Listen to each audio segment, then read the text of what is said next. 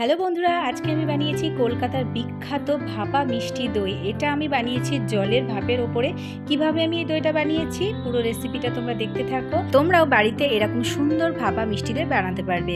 তার জন্য প্রথমে আমি 1 কেজি আশীর্বাদের টক দই নিয়ে নিয়েছিলাম, সেটাকে ছাকনার উপরে রেখে দিয়েছিলাম। কতটা জল বেরিয়েছে তোমরা তো দেখতে পেয়েছে। এবার একটা বাউলের মধ্যে দইটাকে ঢেলে নিয়েছি, তার মধ্যে দিয়ে দিয়েছি আমের পিউরি। আমি এখানে দুটো আমকে ভালো করে মিক্স করে নিয়েছি মিক্সিতে।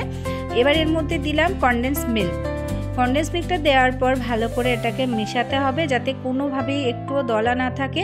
এরকমভাবে মিনিট 5 মতো ভালো করে একটু মাখিয়ে নিতে হবে। তারপর ঢেলে নিব একটা মল্টের মধ্যে। তোমাদের যদি এরকম ধরনের কোনো মল্ট না থাকে তাহলে যে কোনো বাটিতে তোমরা এই ব্যাটারটাকে ভালো করে ঢেলে নিবে।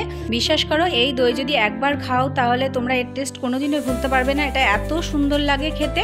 আর লাস্টে কিন্তু আমি ভালো করে টিপসটা তোমাদের বলে দিব যে কি করলে এই দইটা একদম পারফেক্ট হবে। তার জন্য পুরো ভিডিওটা কিন্তু তোমরা দেখতে থাকো, একদমই স্কিপ করবে না।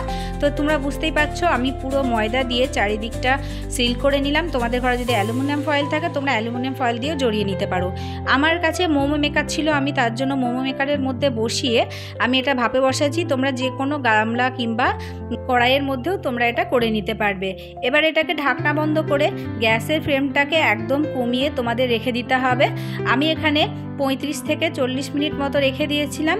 তারপর গ্যাসটাকে বন্ধ করে নিচ্ছি। তারপরে এটা যখন পুরোপুরি ঠান্ডা হয়ে যাবে আমি তোমাদেরকে বের করে দেখাবো যে দইটা কীরকম বসেছে।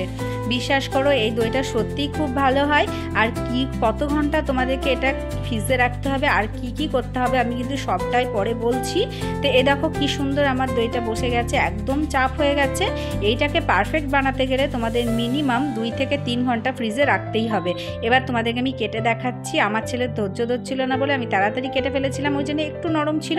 এটা যদি ওভারনাইট তোমরা রাখতে পারো তাহলে আরও ভালো হবে। এই দেখো কি সুন্দর দেখতে লাগছে।